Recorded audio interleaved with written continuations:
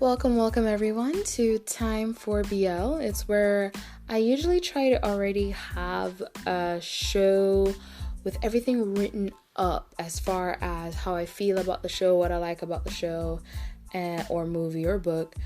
In this case, I don't have anything written up because last night, the last episode of End of Love Tossara became available on YouTube through Studio Wabi Sabi. Now, usually with Studio Wabi Sabi, I like all their shows, and I know there are people who like End of Love Tossara. I just did not, and it had a lot to do with the awkward acting and awkward interaction between the two main characters. It was really awkward. It was really uncomfortable. Episode 3, the speech after losing the freshie activity king thing, that was really cringy. And I know there are a lot of people who might find it cute and everything. I'm starting to think I've just outgrown the college storylines. That's probably the situation.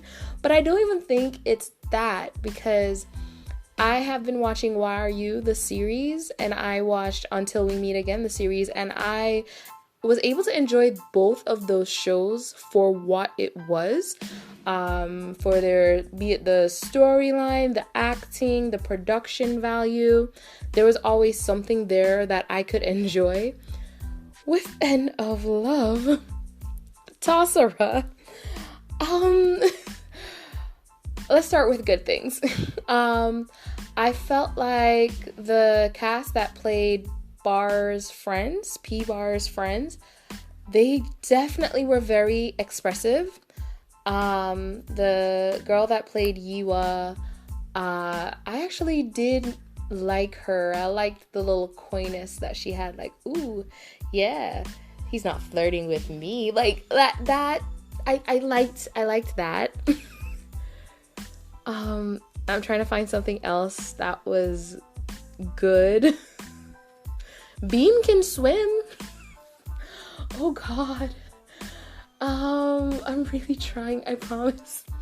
It's hard. It's really hard because for me, most of the time while I was watching it, I found myself comparing the show to other shows that are available on Studio Wabi's YouTube page. And another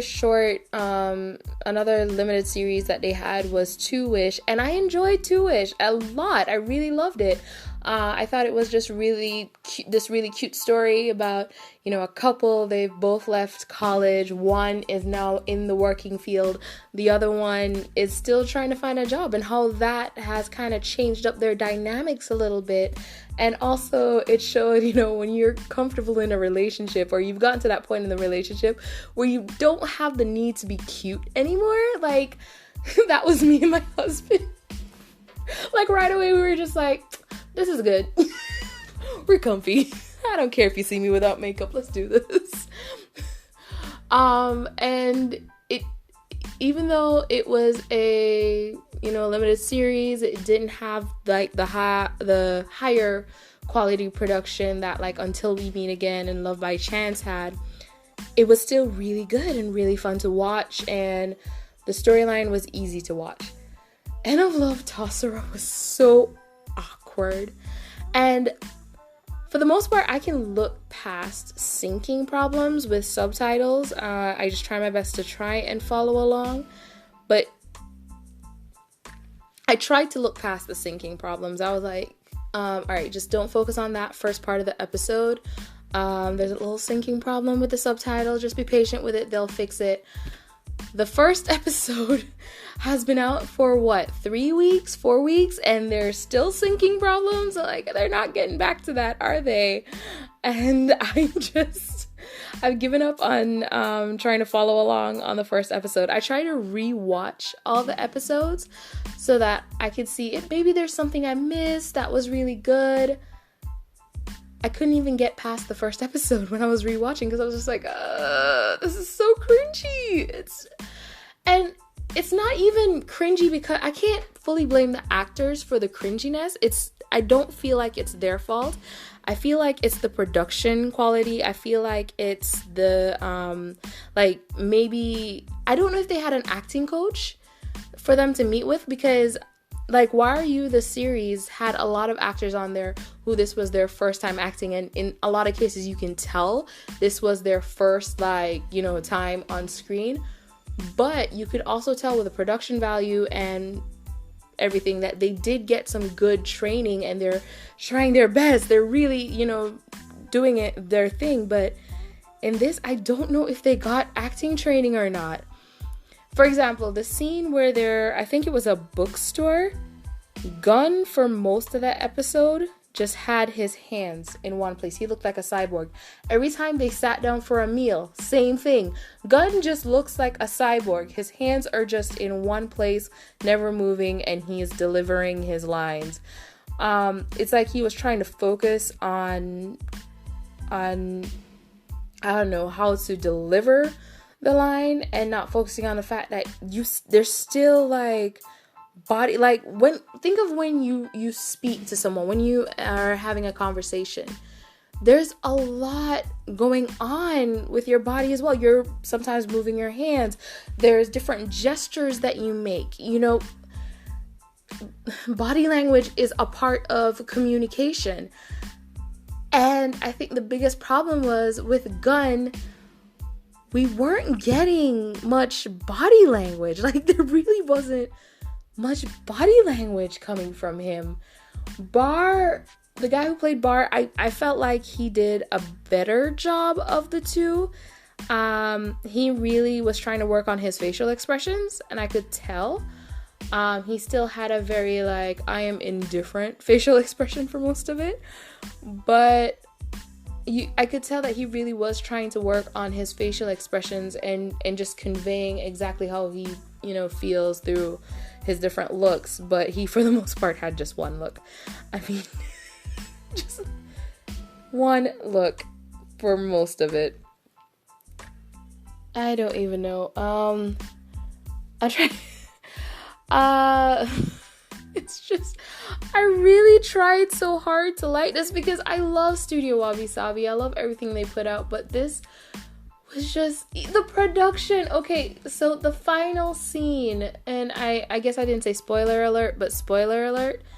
The final scene of End of Love Tossara, they were sitting on the couch and on the wide angle shot, it's lighted beautifully, like it's a lot of natural sunlight coming in. And then they went to the close-up. And I was like, who was the lighting director on this thing? Was there no lighting director? Did they just give a bunch of college kids the camera and say, all right, go film a show? Because that's what it felt like. It felt like a college production. But I'm thinking back to when I was in college and we did our productions, we did our short films and stuff. I feel like it had better production, worse acting, but better production, because we weren't acting students, we were film students. Oh my god. What was this show? I mean, I don't want to just throw End of Love away because there were people who really enjoyed it. I think if you are the kind of person who doesn't necessarily focus on production and stuff like that, like I am, you might enjoy the series. Another good thing that I thought they did really well, I felt like on the last episode, again, spoiler alert, there is a romantic encounter between the two. And I actually really liked it because it felt very classy the way they did it. A lot of shows show you too much. I don't know if that makes sense. But it was you don't need to see what happens here. But then they kind of tore up that classiness for me, which a lot of shows do it, where they go, did I hurt you? Like, shut up. Shut up. We don't need that scene. We really don't need that scene. I think we should throw that scene away now. We don't need to know who did what. Like, shut up. I'm sorry. I'm still thinking about that speech. I can't get over that speech. What? Like, he lost. Go away. You lost. I mean, I get it. He's the star, but the winner didn't even get to make a speech and he won. Oh my gosh, I'm crying from laughing.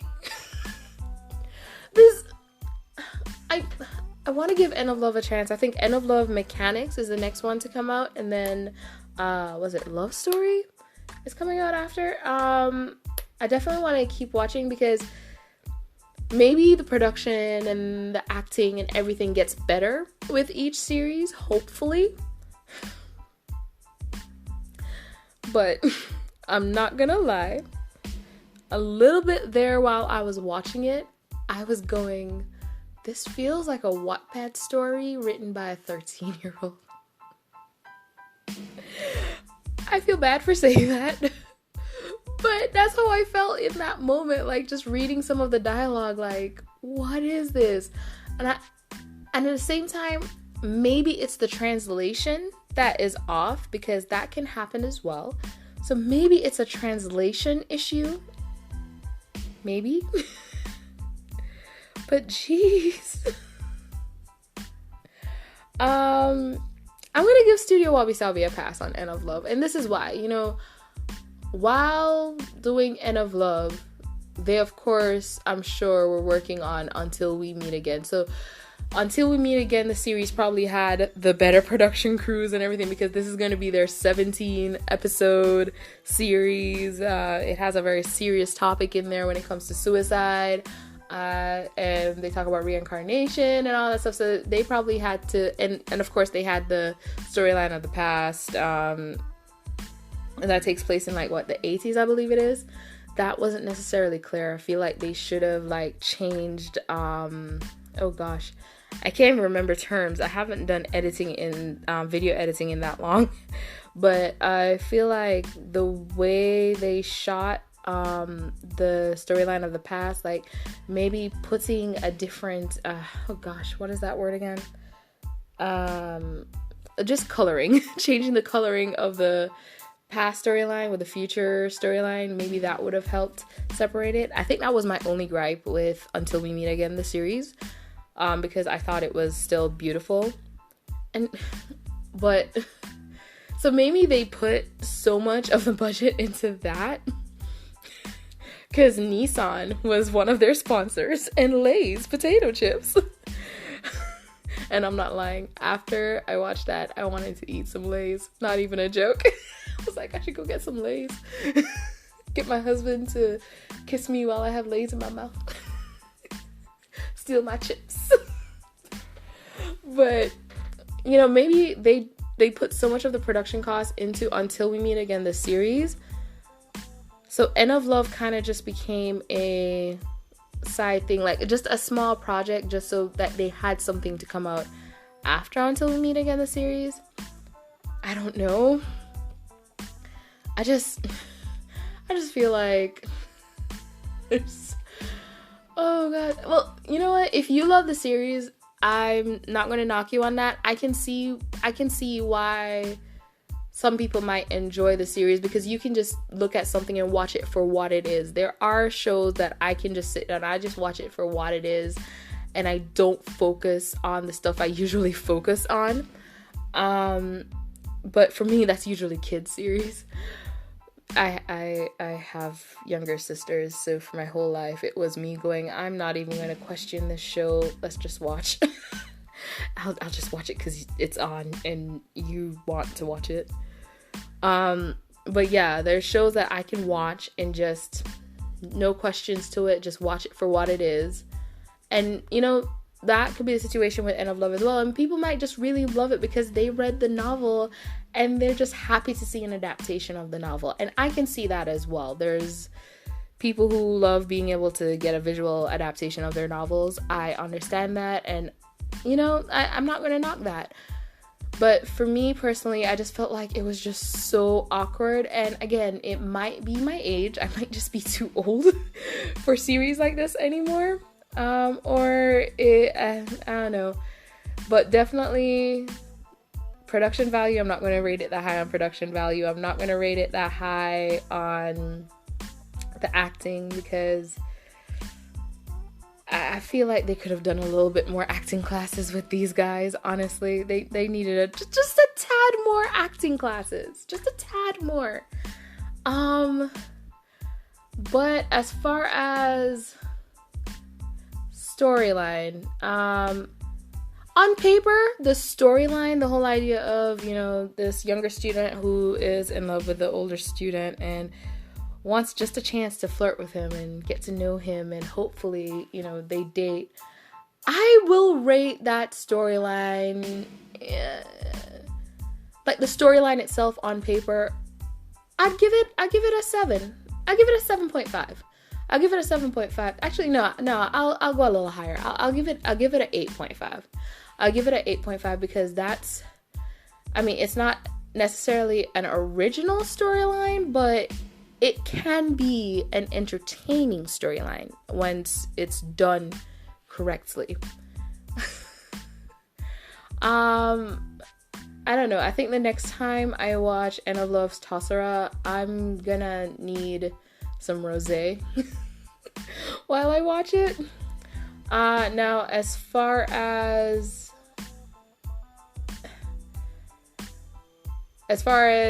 do I suggest it for the viewing pleasure of others? Honestly, that's up to you. Like, you know what type of things you like. Everyone's gonna like their own thing. You know what type of shows you like. So if you watch the first episode and you're like, this is great, keep watching it. You're gonna love it. If you watch the first episode and you're like, I don't know if it's worth it to finish or not, because the whole first episode I went, ooh. And then I got to the last episode and I was so disappointed with everything. But, you know, the storyline outcome was normal. Like, they fall in love in the end. And they will be together forever. Because that's how relationships in college work. Wait, that's how my relationship in college works. I will shut up. That's actually exactly how my relationship in college works. I was like thinking about my relationship when I first joined college, or like first entered college, like, oh, that didn't work out. But then I remembered, oh yeah, my last year of college, I ended up in a relationship and we're married now. So I will shut up. But, you know, I'm sorry. That is my unpopular opinion, I guess. And I'm sorry if I hurt anyone's feelings. Enjoy what you enjoy, like what you like. That is up to you. That is your show. That's your show. I can't say anything to deter you from it, and I'm not going to say anything to deter it from you being your show. That's your show. You enjoy it. You love it. You love what you love. So this has been JD Young. Don't forget to follow me on Instagram at Time4BL. That is my only social media site. You can check out this podcast on Spotify and also on Anchor. And you don't forget to make some time for BL. Have a wonderful day, evening, night, morning, whatever it is for you. Love you. Peace.